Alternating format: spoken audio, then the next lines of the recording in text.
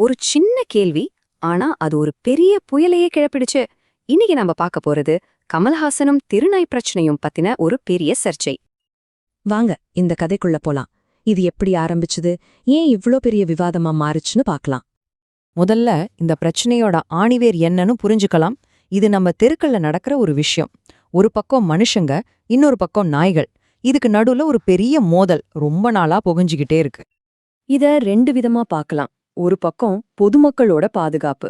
ஐயோ, நாய் கடிச்சிடுமோ, ரேபிஸ் வந்துருமோன்னு ஒரு பயம். இது நியாயமான கவலைதான். இன்னொரு பக்கம் விலங்கு நல ஆர்வலர்கள். அவங்க என்ன சொல்றாங்கன்னா, பாவம் அந்த ஜீவன்கள், அதையும் மனிதாபிமானத்தோட நடத்தணும், கருத்தடை பண்ணணும்னு போராடுறாங்க. இந்த ரெண்டுக்கும் நடுவுல தான் இந்த சிக்கலே இருக்கு. சரியா, இப்படி ஒரு சூடான சூழல்ல தான் மீடியா கமல்ஹாசன் கிட்ட போறாங்க. அவர்கிட்ட கேட்கப்பட்ட கேள்வி ரொம்ப நேரடியானது. தெருநாய் தொல்லை தாங்க முடியல, மக்களுக்கு பெரிய பாதிப்பு, இதுக்கு என்னதான் தீர்வு? அவர் தன்னோட பதிலை ஆரம்பிச்சதே இப்படித்தான். தீர்வு ரொம்ப சிம்பிள். ஆனா இதுக்கப்புறம் அவர் சொன்னதுதான் விஷயத்தையே காம்ப்ளிகேட் ஆக்கிடுச்சு. அவர் சொன்ன அந்த உவமை, அதுதான் இங்க முழு விவாதத்துக்கும் மையப்புள்ளி. வாங்க, அது என்னன்னு பாப்போம். அவர் என்ன சொன்னாருன்னா, கழுதை எங்க காணோன்னு யாராவது இப்ப கவலைப்படுறாங்களா? கழுதையே இப்ப பார்க்க முடியலையேன்னு கேட்டாரு. யோசிச்சு பாருங்க, தெருநாய் பிரச்சனைக்கு கழுதைய உதாரணம் காட்டுறாரு. இதுல என்ன விஷயம்னா, அவர் நேரடியா நாய்களை அப்புறப்படுத்துங்கன்னு சொல்லல. ஆனா அந்த கழுத உதாரணம் மூலமா மறைமுகமா ஒரு கடுமையான தீர்வை காட்டுற மாதிரி இருந்துச்சு. அதாவது சென்டிமெண்ட் பார்க்காம பிராக்டிக்கலா யோசிக்கணும்னு சொல்ற மாதிரி. அதே சமயம் கடைசியா எல்லா உயிரையும் முடிஞ்சவரை காப்பாத்தணும்னு சொல்லி ஒரு குழப்பத்தையும் விட்டுட்டு போயிட்டார். இப்படி ஒரு பெரிய பிரபலம் பேசுனா சும்மா இருப்பாங்களா?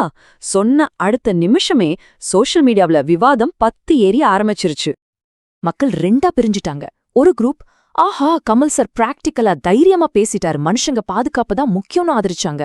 இன்னொரு குரூப், என்னங்க இது ரொம்ப கொடூரமான பேச்சு, விலங்குகளுக்கு எதிரா வன்முறையை தூண்டுதுன்னு கடுமையா விமர்சனம் செஞ்சாங்க.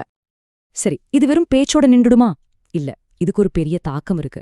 சோ இந்த சர்ச்சை நமக்கு என்ன சொல்ல வருது பாருங்க, கமல் மாதிரி ஒருத்தர் பேசும்போது அது அரசாங்கத்து மேல ஒரு அழுத்தத்தை உருவாக்கும். ஏதாச்சும் ஒரு உறுதியான நடவடிக்கை எடுங்கன்னு மாநகராட்சிகளுக்கு அழுத்தம் வரும். அப்புறம் இந்த ஏபிசி ப்ரோக்ராம்ஸ், அதாவது விலங்குகளுக்கு கருத்தடை பண்ற திட்டங்கள் எல்லாம் உண்மையிலேயே வேலை செய்யுதா இல்லையாங்கிற விவாதம் மறுபடியும் சூடு பிடிக்கும்.